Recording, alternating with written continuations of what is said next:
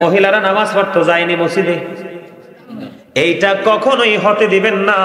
এখন বন্ধু কিছু আলেম ওলামা বের হয়েছে, তাদের সঠিক এলেম জানা নাই। মহিলাদেরকে মসজিদে, বাড়ি থেকে মসজিদে যেয়ে নামাজ পড়ার জন্য উৎসাহিত করে। আছে না নাই? আমার দিকে তাকান, আমি কি বলি? আমি গাজী সুলাইমান দামি না, আমার নবী দামি? কথা কয় না কেন? আপনার পছন্দের হুজুর দামি নাকি আমার নবী দামি? কথা কয় না কেন? হাদিস শরীফের মধ্যে এসেছে, আমার দিকে তাকান, হযরত উম্মে হুমাইদ রাদিয়াল্লাহু তাআলা আনহা হাদিস শরীফের মধ্যে এসেছে, আমার নবীকে বললেন, ইয়া রাসূলুল্লাহ, আমি আপনার পিছনে নামাজ পড়তে পছন্দ করি।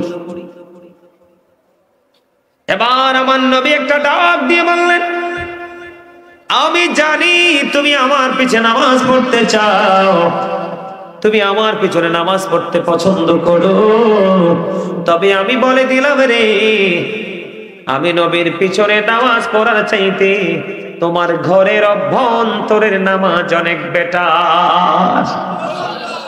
সুবহানাল্লাহ বলেন না কেন? আরো জোরে। আল্লাহর হাবিব বলেছেন, ঘরের বারান্দায় নামাজ পড়তে পারবা না। কি করতে পারবা না? হাদিস শরীফের মধ্যে এসেছে, আপনার আমার প্রাণের নবী বলে দিয়েছেন, বারান্দার নামাজের চাইতে অনেক গুরুত্ব, অনেক দামি হলো, অনেক দামি হলো ঘরের। ও বন্ধু, বারান্দার নামাজের চাইতেও নারীদের জন্য উত্তম নামাজ হলো তার ঘরের অভ্যন্তরের নামাজ। পুরুষেরা ঘরে নামাজ পড়ার চাইতে জামাতে মসজিদে এসে নামাজ পড়লে 25 গুণ পর্যন্ত সওয়াব। এক রাকাতে কত রাকাত?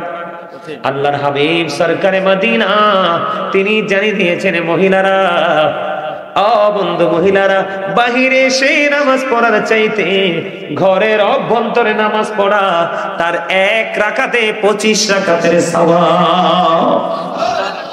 আপনারা কখনোই মা বোনদেরকে মসজিদে যাওয়ার জন্য আস্তে আস্তে করে, এই মৌলবী আপনাদের এলাকায় ঢুকবে, বিভিন্ন জায়গা তারা গ্রাস করে নিচ্ছে, বিভিন্ন জায়গায় তারা অ্যাটাক করতেছে। বন্ধু, এখান থেকে আপনাদেরকে আমাদেরকে বের হয়ে আসতে হবে, ঠিক কিনা বলেন?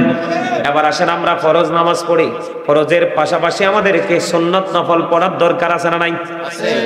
আরো জোরে বলেন না? যদি আপনি ফরজ ও নামাজের ফাঁকে ফাঁকে আপনি নফল নামাজ পড়তে পারেন, এটা আপনার জন্য অনেক বড় নিয়ামত। আপনার জীবনে, আমার জীবনে অনেক ফরজ আমল ছুটে যায় কিনা? ফরজ আমল যখন ছুটে যায় বন্ধু, আপনার সুন্নাত নফল আমল দ্বারা আপনার কাল হাসরের ময়দানে ওই ফরজের ঘাটতিটা আল্লাহ ফিল আপ করে দিবে। সুবহানাল্লাহ। তবে সবচেয়ে দিকে তাকান, সব সময় খেয়াল রাখবেন, আল্লাহ রাসূল বলেছেন, মান সাল্লাল ফারদাইনি দাখালাল জান্নাহ। আপনার আমার প্রাণের নবী বলে দিয়েছে, এদিকে তাকান, যে ব্যক্তি শীতল সময়ে 2 ওয়াক্তের নামাজ পড়বে, কোন সময়ের? শীতল সময়ের 2 ওয়াক্তের নামাজ পড়বে রে, তার ঠিকানা হবে জান্নাত। জোরে জোরে কন্যা সুবহানাল্লাহ। শীতল সময়ের মধ্যে বন্ধু জানেননি শীতল সময় কোনটা? কথা কয় না? ঠান্ডা সময়ের নামাজ 2 ওয়াক্তের নামাজ আছে, বলতে পারবেন নি কোন নামাজ? একটা হলো ফজর আর একটা হলো আসর। একটা হলো কি? ফজর এবং আসর, এই 2টা সময়ের নামাজ শীতল সময়ের নামাজ। আপনার আমার প্রাণের নবী জানিয়ে দিয়েছে, এই শীতল সময়ের 2 ওয়াক্তের নামাজ যদি পড়তে পারো গো, তোমার ঠিকানা হবে বন্ধু জান্নাত। সুবহানাল্লাহ। জোরে জোরে কন্যা সুবহানাল্লাহ। নামাজ পড়বেন তো? আমি একটা ঘটনা আমি আপনাদেরকে মজা করে বলছি বন্ধু, খবর শুনে নেন। আমার আল্লাহর কাছে নফল ইবাদত কত পছন্দের।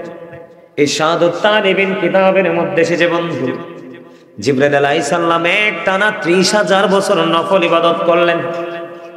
30 30,000 নফল ইবাদত করলেন 30,000 বছর। আমার আল্লাহ জিব্রাইলকে ডাক দিয়ে বলে, জিব্রাইল আমি তো তোমাকে 30,000 বছর নফল ইবাদত করার কথা বলিনি, কেন করেছো? আবার জিব্রাইল ডেকে ডেকে বলে, আল্লাহ গো আপনি আমাকে 600 ডানা দিয়ে পৃথিবীতে পাঠিয়েছেন, সৃষ্টি করেছেন, মর্যাদা দিয়েছেন, সেই জন্য শুকরিয়া স্বরূপ আমি 30,000 বছর নফল ইবাদত করেছি। এবার বন্ধু আমার আল্লাহ ডাক দিয়ে বলে, রে জিব্রাইল, ও জিব্রাইল তুমি শুনে রাখো, তুমি সাক্ষী থাকো, আমার হাবিবের উম্মত গুলো যদি কিছু সময় নফল ইবাদতের মধ্যে যদি সময় কাটায়, আমি আল্লাহ কথা দিলাম তাদেরকে অদ্বিতীয় জান্নাত দিয়ে পুরস্কৃত করব। সুবহানাল্লাহ। তার এটা হলো একটা। আরেকটা এটার বাস্তব ঘটনাটা বলে হাদিস শরীফ। কাল হাসরের ময়দানে একজন আহ্বানকারী আহ্বান করতে থাকবে, কে রে রাতের মধ্যবর্তী সময়ে নামাজ পড়েছো? সুবহানাল্লাহ বলেন না। কে আহ্বানকারী আহ্বান করতে থাকবে, কে রে রাতের মধ্যবর্তী সময়ে নামাজ পড়েছো? ওই যে আমি নফল ইবাদতের কথা বললাম, আপনারা বলেন মধ্যবর্তী রাতের মধ্যবর্তী নামাজ কোনটা বুঝছেননি? তাহাজ্জুদের নামাজ। এদিকে তাকান, হাদিস শরীফের মধ্যে এসেছে যখন ডাক দেওয়া হবে, কে রে মধ্যবর্তী সময়ে রাতে নামাজ পড়েছো? বন্ধু অল্প কিছু নামাজি দাঁড়াবে, অল্প কিছু নামাজি দাঁড়াবে। যখন এই নামাজি গুলো দাঁড়াবে তখন সঙ্গে সঙ্গে অর্ডার দিয়ে দেওয়া হবে, যাও যাও যাও, বিনা হিসাবে তোমরা জান্নাতে চলে যাও। জোরে জোরে সুবহানাল্লাহ। এই বিনা হিসাবে জান্নাতে চলে যাও, বিনা হিসাবে জান্নাতে চলে যাও, জান্নাতে চলে যাও। জান্নাতে চলে যাওয়ার জন্য বন্ধু অর্ডার দিয়ে দেবে। আর যারা রাতের মধ্যবর্তী সময়ে নামাজ পড়তে পারোনি তারা বিচারের জন্য প্রস্তুত হও। তাহলে নফলের দাম আছে না নাই? এবার আসেন, আপনাদের সবার সুপরিচিত একটা নামাজ আছে বন্ধু, মাগরিবের নামাজের পরে 6 রাকাত তাওবিন নামাজ পড়ে কি পড়ে না? 2 রাকাত করে আমরা 6 রাকাত তাওবিন নামাজ পড়ি, ঠিক কিনা বলেন? কয় রাকাত করে পড়ে? কিন্তু এই নামাজটা কেমন করে পড়বেন মজাটা বুঝে নেন, মজাটা বুঝে নেন, শিখে নেন, জেনে নেন মজা কত বন্ধু এটার মধ্যে। আপনার আমার প্রাণের নবী বলেছে, মাগরিবের নামাজ তুমি পড়ে ফেলেছো, তোমার কোনো প্রয়োজন নেই কথা বলার, তুমি কোনো প্রয়োজন মনে করো না, কথা বলবা না। যদি প্রয়োজন বিশেষ হয় তুমি কথা বলতে পারবা। তুমি যদি তোমার কোনো প্রয়োজন যদি না হয় তুমি কি করবে না, কোনো কথা বলবে না। সোজা মাগরিবের নামাজ শেষ করে তুমি তাওবিন নামাজটা আদায় করে নেবে। হাদিস শরীফের মধ্যে এসেছে, আপনারা আমার প্রাণের নবী জানিয়ে দিয়েছেন, কোনো প্রয়োজনীয় কথা না বলে কেউ যদি মাগরিবের নামাজ শেষ করার পরে 6 রাকাত তাওবিন নামাজ পড়তে পারো, আমার নবী জানিয়ে দিয়েছে এই নিয়মে একদিনের তাওবিন নামাজ পড়ার কারণে তার আমল নামায় 12 বছরের নফল ইবাদতের সওয়াব দেয়া হবে। তাই নামাজ পড়লে আরো জোরে কোন, আরো জোরে। নামাজ দিয়ে সর্বশেষ হাদিস বলি বন্ধু, সুন্নাত নামাজে আসে। এখন আমাদের দেশে অনেক মোল্লা বের হয়েছে, সুন্নাত লাগে না, নফল লাগে না, কিন্তু আমি আপনাদেরকে বলে দেই, আপনি সারা জীবন ফরজ ওয়াজিব আমল করে যাবেন, ইচ্ছে করে যদি আপনি কোন সুন্নাত ছেড়ে দেন নবীজি আপনাকে উম্মত বলে স্বীকার করবে না। আমার নবী যদি আপনাকে উম্মত বলে স্বীকার না করে রে, আপনাকে মুক্তি দেওয়ার কেউই নাই। আমি আপনাদেরকে বলে দেই মজার খবর, সুন্নাত এতক্ষণ নফল নিয়ে বললাম, প্রতিদিন আপনার আমার জন্য 12 রাকাত সুন্নত নামাজ আছে। কয় রাকাত? 12 রাকাত সুন্নত নামাজ আছে রে। আমার নবীজি বলেছেন এই 12 রাকাত সুন্নাত নামাজ যদি কেউ প্রতিনিয়ত কন্টিনিউয়াসলি যদি তুমি সুন্নাত 12 রাকাত পড়তে পারো, আল্লাহ রাব্বুল আলামিন কথা দিয়েছে তোমার জন্য আল্লাহ স্পেশাল জান্নাতে ঘর বরাদ্দ দিবে। সুবহানাল্লাহ। হুজুর এই 12 রাকাত সুন্নাত নামাজ এগুলো কি কোথায় কোথায় বন্ধু? ফজরের ফরজ নামাজের আগে আছে 2 রাকাত সুন্নাত। এই 2 রাকাত সুন্নাত খেয়াল করেন, আমরা 2 রাকাত ফরজ পড়ি না জামাতে বা একাকী? ফরজ নামাজের আগে ফজরের নামাজ তো 4 রাকাত, ফরজ নামাজের আগে যে 2 রাকাত সুন্নাত আছে, জোহরের নামাজে ফরজ পড়ার পরে 2 রাকাত সুন্নাত আছে। কথা বলে না কেন? আছে না নাই? আরো জোরে বলেন, আরো জোরে বলেন। এবং ফরজের আগে 4 রাকাত সুন্নাত আছে, আছে না নাই? জোহরের নামাজের মধ্যে পেয়ে গেলাম 6 রাকাত, ফজরের নামাজের মধ্যে ফরজের আগে পেয়ে গেলাম 2 রাকাত, 8 রাকাত। আর মাগরিবের জামাত 3 রাকাত, ফরজ পড়ার পরে আছে 2 রাকাত। এশারের জামাত পড়ার পরে, ফরজ পড়ার পরে আরো আছে 2 রাকাত সুন্নাত। এই 12 রাকাত সুন্নাত যদি কেউ কন্টিনিউ যদি করতে পারো, আপনার আমার প্রাণে নবী জানিয়ে দিয়েছে তোমার জন্য জান্নাতে ঘর বরাদ্দ। তাহলে নামাজে লাভ আছে না নাই? নামাজ পড়বেন তো? আরো জোরে বলেন। নাকি নামাজ ছেড়ে দিবেন? নামাজ পড়বেন তো? পড়ার মতো। কিসের মতো?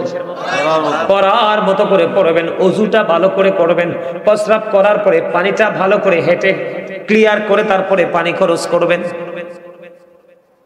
পবিত্রতা আমার আল্লাহর বেশি পছন্দ।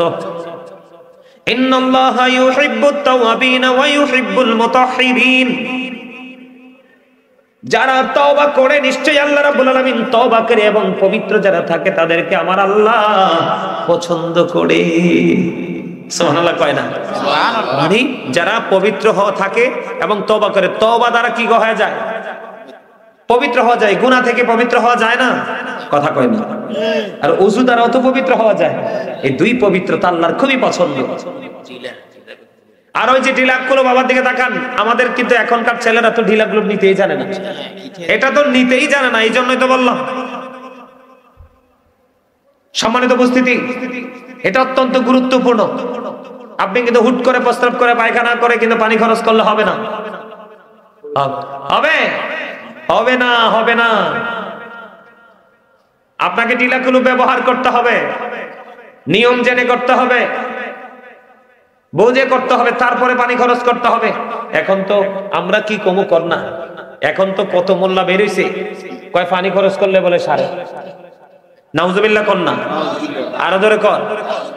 এই জন্য বলছি আপনাদের সন্তানেরা, আপনাদের নেক্সট যে প্রজন্মের লোকেরা, তারা যদি এখনই যদি হক্কানি আলেমদের সংস্পর্শে না আসে, এগুলো যদি তারা না জানে, যেইভাবে আমাদের মতো কিছু দাড়িওয়ালা টুপিওয়ালা পাগড়িওয়ালারা সমাজকে জাতিকে ধ্বংস করে দিচ্ছে, গোমরা করে দিচ্ছে, গোমরাহির দিকে নিয়ে যাচ্ছে, আমার কাছে অনেক বেশি ভয়, আমি অনেক বেশি আতঙ্কিত।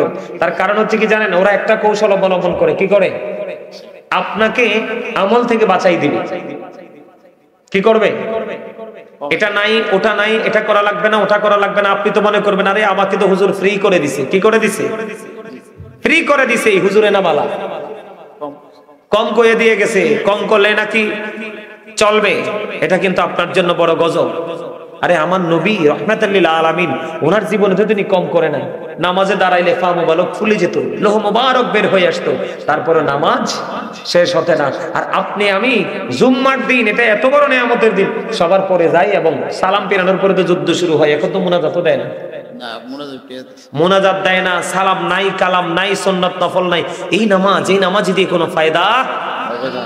আজকে এক পীর সাহেব আপনার কনসার্টে আইছে, অনলাইনে দেখেন, আমি বলবো না, আমি মানুষের থেকে শুনছি।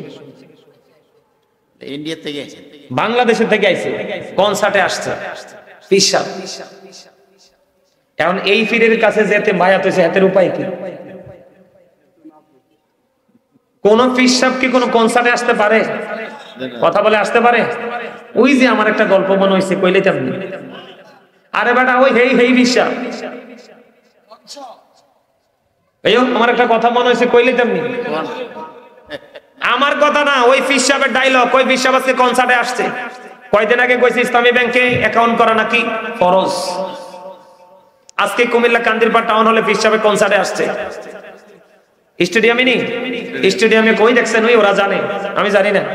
আমি আমি আমি শুনছি, ক হুজুর, ক হুজুর কই যাবো আমরা? আমি কি হয়েছে? কয় পীর সাহেব তো কনসার্টে আইছে। আমি দোতা মিস্ত্রির কাছে গেলে তো ঘর উঠবে না। কিও? কারণ মিস্ত্রি জলি বসানোর জায়গায় এক জায়গায়, ওটা ফিটা দিব আরেক জায়গায়, শেষ নেই। কথা কয় না কেন? দোতা না,